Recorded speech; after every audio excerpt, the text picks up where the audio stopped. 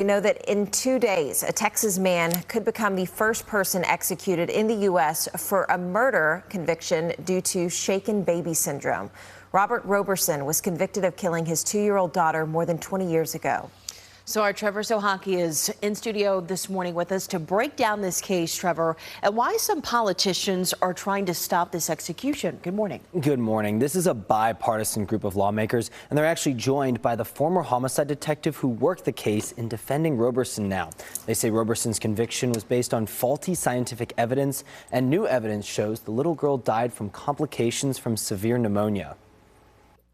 Essentially, where we're at now is we're at a place where everything that we relied on for a conviction has been debunked, is junk science. In 2002, Roberson took his daughter, Nikki Curtis, to the hospital because he said she was unresponsive and fell out of bed. Roberson was charged with capital murder, despite the fact Nikki had been sick and hospitalized 2 days before with a 104-degree fever.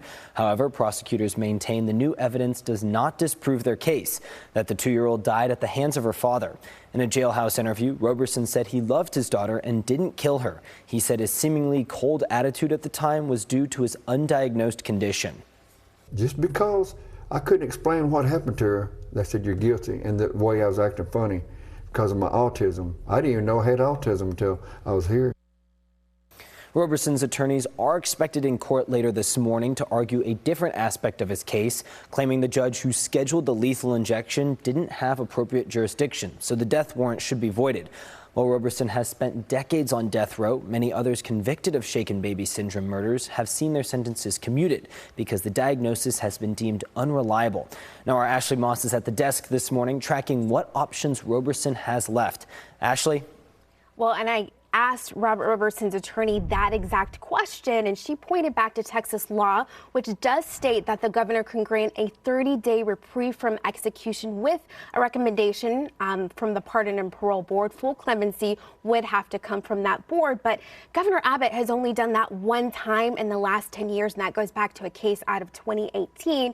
In the meantime, another case that you just heard about is one that hits a little bit close to home. It started here in Dallas County, and that a Texas Court of Criminal Appeals recently overturned a conviction in that shaken baby conviction case, saying that the evidence that was presented at the time is no longer credible, and that's another case that needs to go back to trial. So we're following this very closely, but again, the attorney says that there's an opportunity here to stop a rapidly moving train and get potentially justice for someone she believes is innocent. Now, we did reach out to the Anderson County criminal attorney, who they have not gotten back to us via email or by phone, but they did tell other news outlets they continue with their position and they think that this was all the right decision, and a case that we're going to continue to follow closely this morning, guys.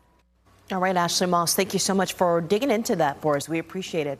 Again, Roberson's execution is scheduled for Thursday, and if it's stopped, it will be the 5th and last execution in Texas this year. There are 2 executions already scheduled in 2025.